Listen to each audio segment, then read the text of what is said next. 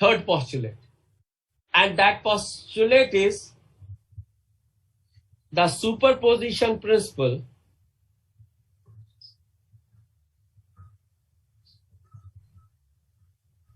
is valid for functions representing physically admissible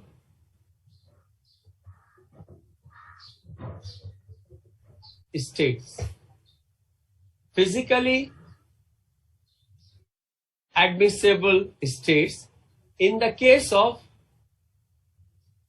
discrete states, the superposition principle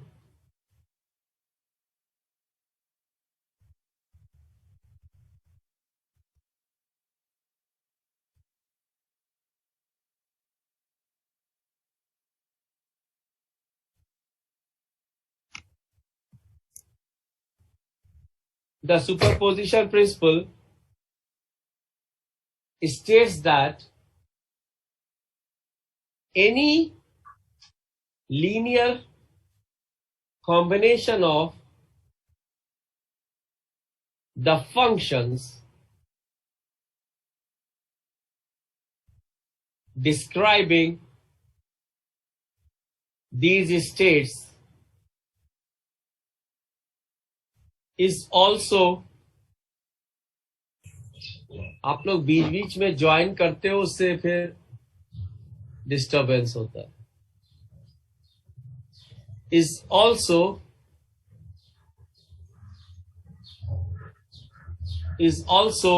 a possible physical state. See, again I am repeating the statement. The superposition principle is valid for functions representing physically admissible states. In the case of discrete state, the superposition principle states that any linear combination of the functions describing these states is also a possible physical state. For example, if I say that psi1, psi2, psi3, they are independently the solution of the physical state, then C1 psi1 plus C2 psi2 plus C3 psi3 plus dot dot, that I will write it as psi, where C1, C2, C3 are complex numbers, this psi will also be a possible physical state. If psi1, psi2, psi3, etc.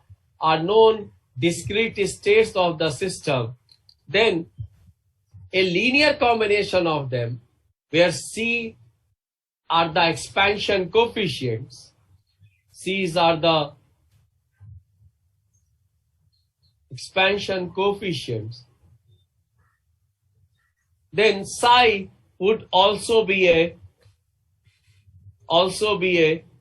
possible solution. This is what is the statement of superposition principle. But this is a statement. We are students of physics. We have to understand the spirit of it.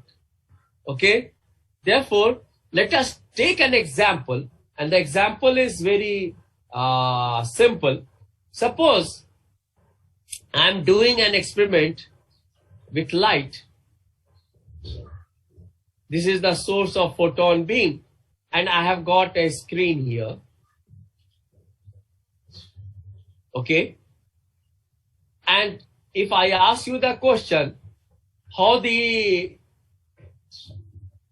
screen will look like, you will say that there will be a maximum intensity corresponding to the center of this slit, and then I will ask you the question, suppose I have this source and I have two slits. One time I have closed this slit and opened the first one, say this is S1, this is S2, then this is the first one. There will be dark shade here, but another time if I open the second one and close the first one, you will say that now the pattern will be something like this. Now my last question would be, what will happen when you have double slit? Your answer would be what? Alternate Interference. Interference pattern. Good. Alternate.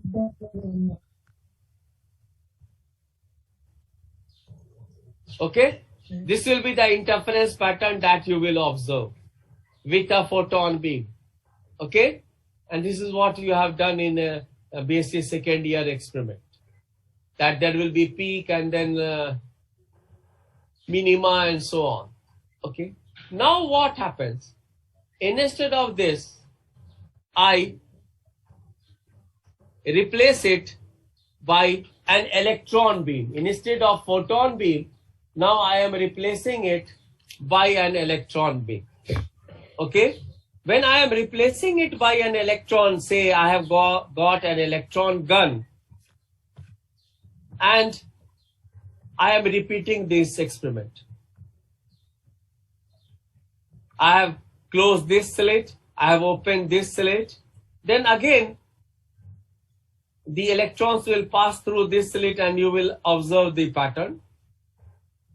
If I am going to close this slit and open this slit, then you will have this pattern. Okay? And if I open both the slits, what you will get? Again, an interference pattern. Again, an interference pattern. Fantastic. If I open both these slits, now the question comes. Now there is a twist. Suppose I want to understand. Mic off kar rakho apna. I want to understand by looking at this experiment that whether this experiment depends upon the intensity of the electron or not, then the answer to that is this interference does not depend upon the intensity of the electron beam. Intensity means number of electrons falling per meter square per second or per centimeter square per second. That means this phenomena you would be able to observe even you reduce the number of electrons coming per centimeter square per second. What does that mean? That means that it is not the case which was there in the case of light beam, that if you are reducing the intensity of the electron beam, for example, just take the least case. Suppose I have got a gun which sends 1 electron per second. I have got a gun which sends 1 electron per second. Then what will happen to this pattern?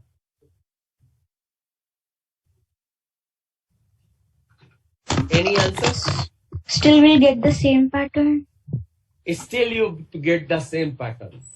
But the question is, electron, whether that was passing through the first slit or the second slit? We cannot tell whether it is passing. Certainty. You cannot tell. That means unless and until you have the result from both these slits, you won't get interference pattern. Otherwise, you will get this fellow. If the electron will pass only through one slit, then you will get this result only. you are getting this interference pattern because simultaneously it seems that you have to describe that electron, that single electron, by wave function for this guy as well as for this guy. Is it not? Yes. That means if suppose I have got a light source, and I will throw this light source. I will throw this light source on this screen to see that whether the electron has come from slit 1 or slit 2. Then what will happen? I have opened both the slits. I am throwing light source. I want to see that the electron is coming from slit 1 to or slit 2. What happens? So it's this first pattern, same pattern we'll observe. We cannot find whether it is coming from. No, the pattern that you will observe, the interference pattern will go away, and you will find a pattern that will be something like this. The peak will be at the center, okay, but the interference pattern will go away. And that means what quantum mechanics tells you? The very basic principle of quantum mechanics is that if you interfere, or if the measurements interfere with the states of a macroscopic object, okay? See, this is a very subtle point. This is a very important point. And that is why these macroscopic systems like electron, like proton, like neutron, or like hydrogen atom, these are all macroscopic systems, and these are quantum mechanical systems, and their motion gets modified. Their motion gets modified if you have started watching them. If you want to watch its motion, then its characteristic will change. And that is what is happening, that you have this electron gun. It was throwing 1 electron per second, and you were observing an interference pattern. But you wanted to be very clever. You wanted that I will able to find out whether the electron is coming from slit 1 or slit 2. The moment you did that, the interference pattern has gone. And that means you can, if you want to observe a state of a macroscopic object and you want to interfere with measurements, you have got a measurement tool, and simultaneously with that tool, you want to fix the state of a macroscopic system, then the state of macroscopic system will change. The cause was you were throwing the light beam, and the effect was the interference pattern has gone. But very soon when you withdrew that light source, and again you have electron gun sending 1 electron per second, and then what happened? Again you restored this interference pattern, and that means you are unable to tell whether the electron was coming from slit 1 or slit 2, and that means that you have got a wave function where that is equal to psi 1 RT for the first slit, and the wave function that is psi 2 RT for the second slit. Both are equally acceptable wave function. And if this is so, then the superposition principle tells you that a linear combination of that would also be a physically acceptable wave function. This is what we meant by superposition principle. Is it clear? Yes, sir. Sir, in like this case, हाँ बोलो बोलो. sir, in this case, the two separate functions are not existing. We are having only linear combination, na? You are, but the important point is psi 1 was, you were able to describe it for the slit 1 when 2 was closed. Yes. To Okay, sir. 2 when, see how you are able to see the interference pattern. चलो तुमने बहुत अच्छा question पूछा है, मैं पहली बार पूछा लेकिन अच्छा पूछा. This will be psi 1 RT, psi 1 RT plus psi 2 RT mod square. Okay, and this will be equal to psi 1 RT mod square plus psi 2 RT mod square plus psi 1 star, अब मैं बार बार नहीं लिख रहा, plus psi 1 psi 2 star. This is what you will get. Okay, and Okay, sir. if there will be no interference, then this term will not be there. That means if you are throwing a photon beam, then the intensity that you are going to get is I1 plus I2, this part. And this will be your classical result from classical physics, that electron is a particle, either it will pass through 1 or it will pass through 2. And then when, suppose we had thousands of electrons, then we will say that, okay, 400 has passed through, slit 1 and 600 have passed through slit 2. The total is 1000 and this is the peak. That will be I1 plus I2. But it is not the case here. What you are observing is an interference pattern, and why you are getting interference pattern, that interference pattern is arising because of the third term and the fourth term. Is it clear? And the Yes, sir. moment you, therefore classical physics tells you this, that I should be equal to I1 plus I2. And then what quantum mechanics tells you? Quantum mechanics कहता यह है कि अगर तुम microscopic system के साथ कोई छेड़छाड़ किया तुमने, यानी while the electron was coming, you were throwing photons on it, and photon electron scattering was taking place, and therefore this interference pattern Vanished. Okay, therefore if you want to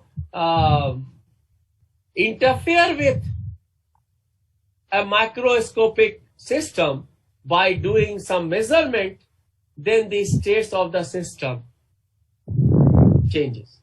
And then what has happened? You have obtained this result. That means you have obtained a classical result. One, when you try to look at from which slit electron was coming. Is it clear? This is a beautiful result of superposition principle. Yes, sir. Okay, that you see the classical result also, but since you try to become smarter by throwing light on it, or when you have left it, then you cannot say whether electron was coming through slit 1 or the electron was coming through slit 2, and you were observing an interference pattern. Yes. Sir, can you please repeat the sentence where you say that when we do measurement, the state changes? Huh? So when we do perform measurement, the state changes, state of the particle. Write down. This is the very quantum mechanical principle. which states that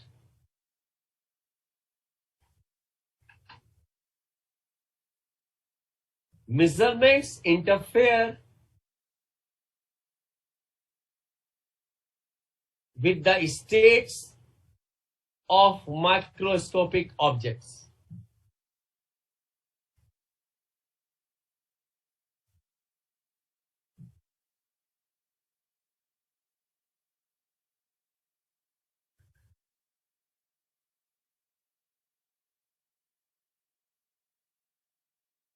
Okay?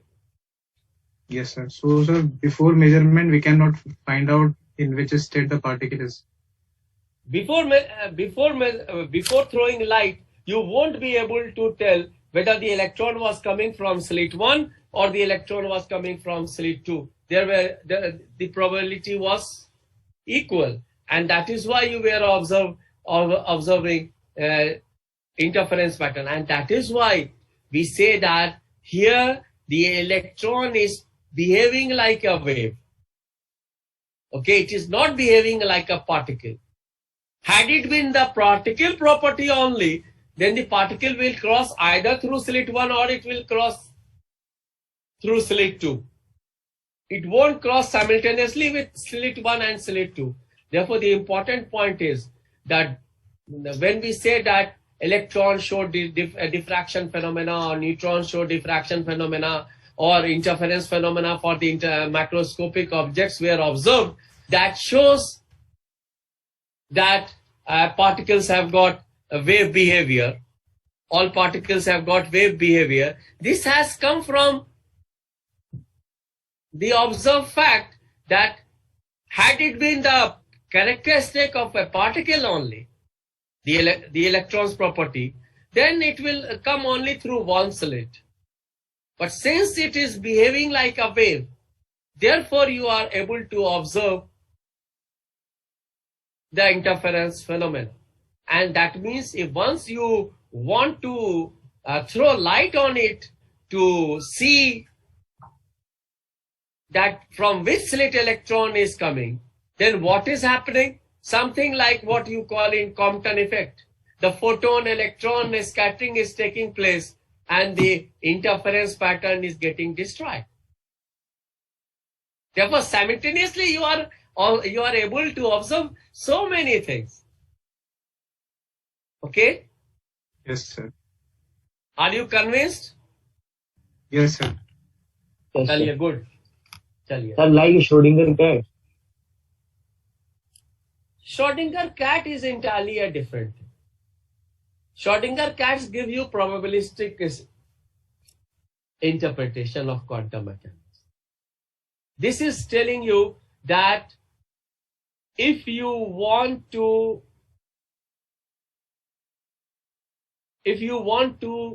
play with measurements for a microscopic system, then states of the system changes. Schrodinger.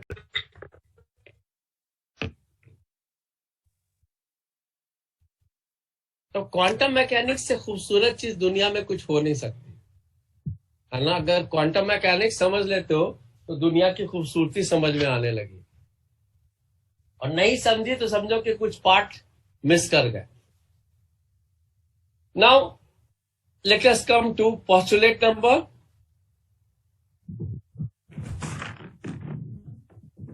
postulate Sir. 4. Okay? Mic off kar do please. What it says that each dynamical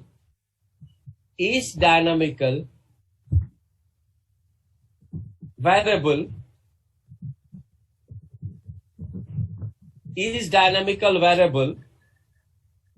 q.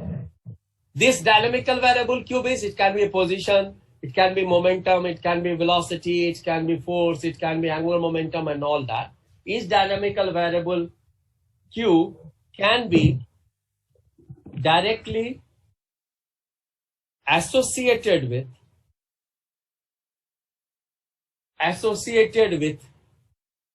a linear Hermitian operator O. Each dynamical variable can be directly associated with a linear Hermitian operator O. The only possible result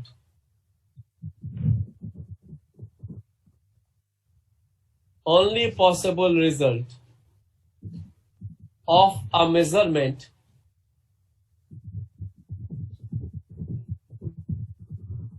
of the observable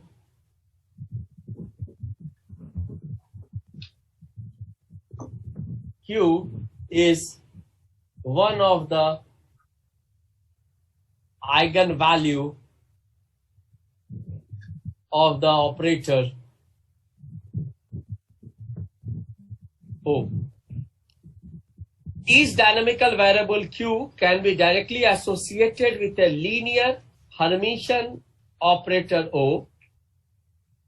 The only possible result of a measurement of the observable Q is one of the eigenvalue of the operator O. What is the property associated with a Hermitian operator? The eigenvalues of Hermitian operators are real. Are always real. Why we need eigenvalues to be real?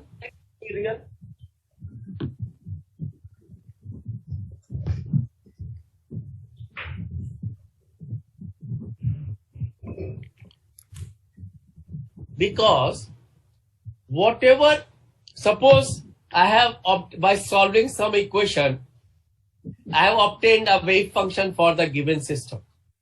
And if this wave function is proper wave function which describes the system, then no matter what your operator is, whether that operator is a position operator, that operator is a momentum operator, that operator is an angular momentum operator, and whatsoever, this momentum operator, when this operates on the wave function, this will give you an eigenvalue that will be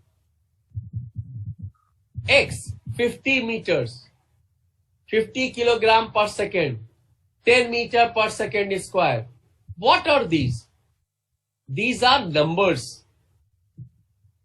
That means these eigenvalues are basically what? They are the reality. If you have the correct wave function, then using a given operator, that will be universal operator. That means momentum operator, no matter what system you are talking about, momentum operator is not going to change. You must have been taught that momentum operator is given by minus IH cross del. This momentum operator does not depend upon a system. This is a universal definition for the momentum operator. Okay. Similarly, you have an angular momentum operator, you have a position operator, you have so many operators in quantum mechanics. Okay. If you have the correct wave function, and if you are going to operate by an operator on this wave function, then the eigenvalue that you will get is the observed value. What is written over here? Observable. That where we will observe? We will observe in the experiments. And experiments are the reality. Suppose I am telling you that you are traveling with a speed of 5 meters per second towards north direction. Or something like you are defining some quantity like that.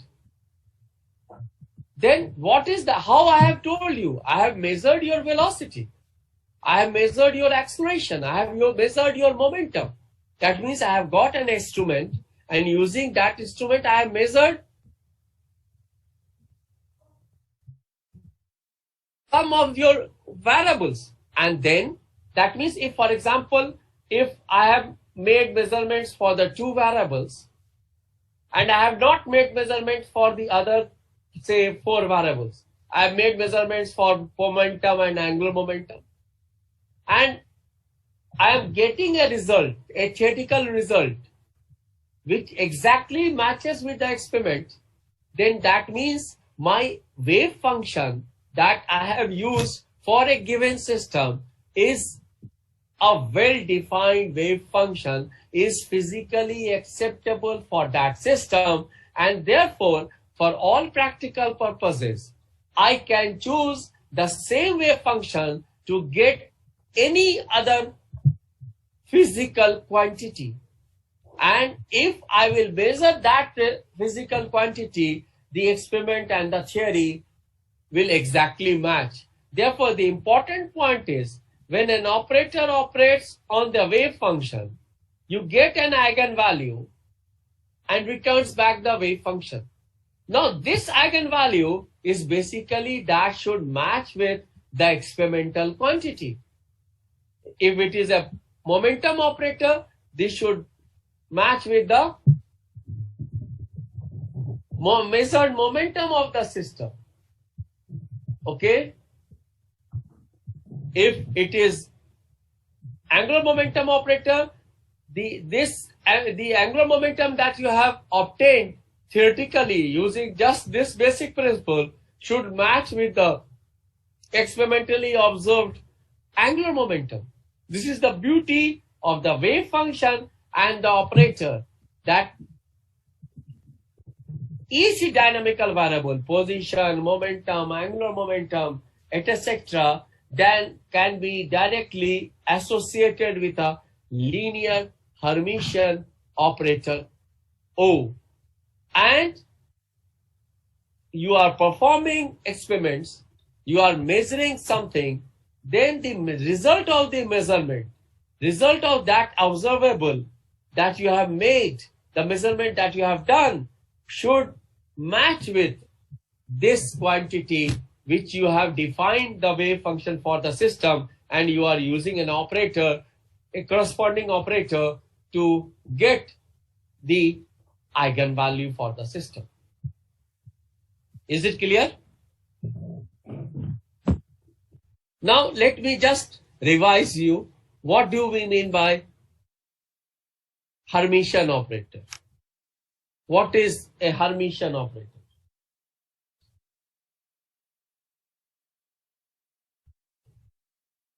What is a Hermitian operator?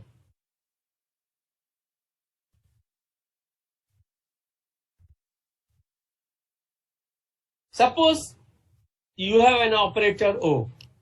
This operator would be a Hermitian operator if it satisfies the condition O psi star psi dV volume integral. I am writing in 3 dimension, you can make it in 1 dimension also. Psi star O psi d. Or you also write it as psi O psi in bracket notation, O psi.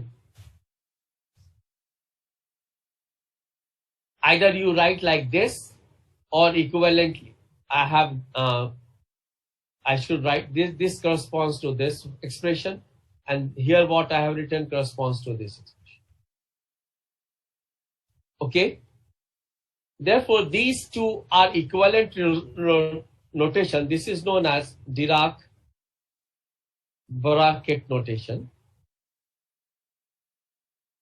And this is the general notation that O psi star psi dV is psi star O psi d. Okay?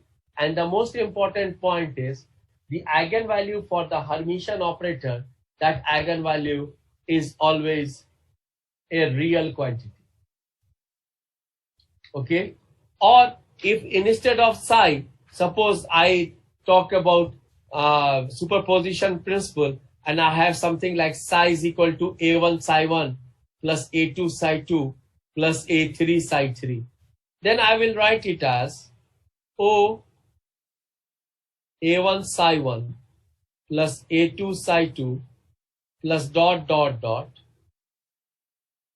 I have written first this A1 psi 1 plus A2 psi 2 plus dot dot dot.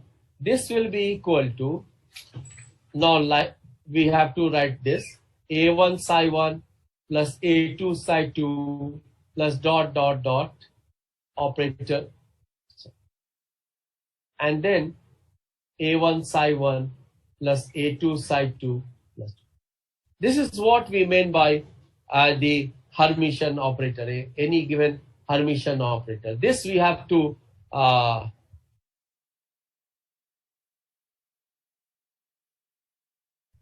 understand.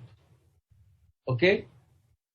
And then the other quantity, this is the basic definition of Hermitian operator.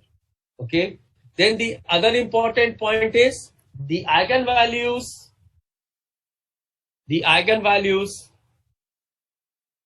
of a Hermitian operator are real.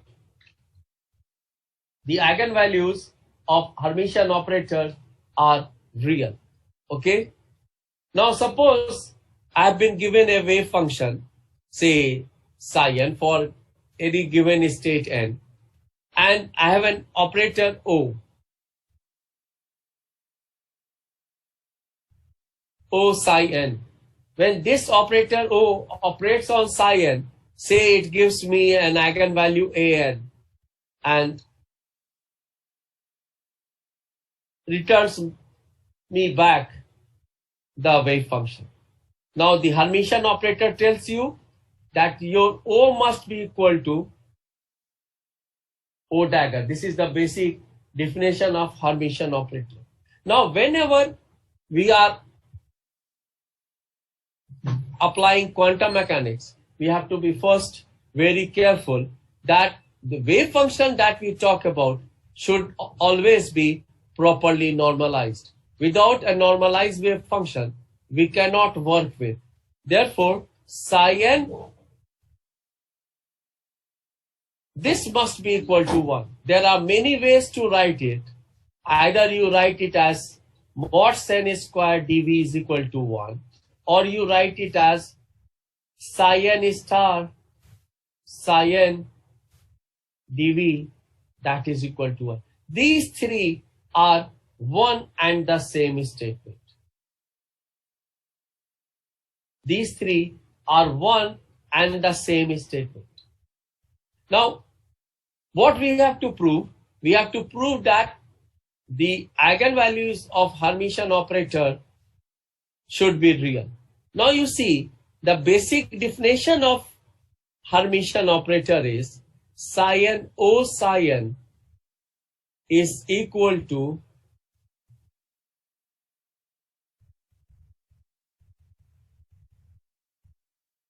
O psi n psi n.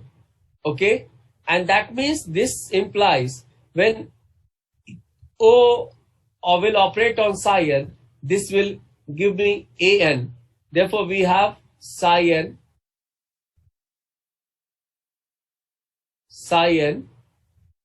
an psi n, here an psi n. This implies,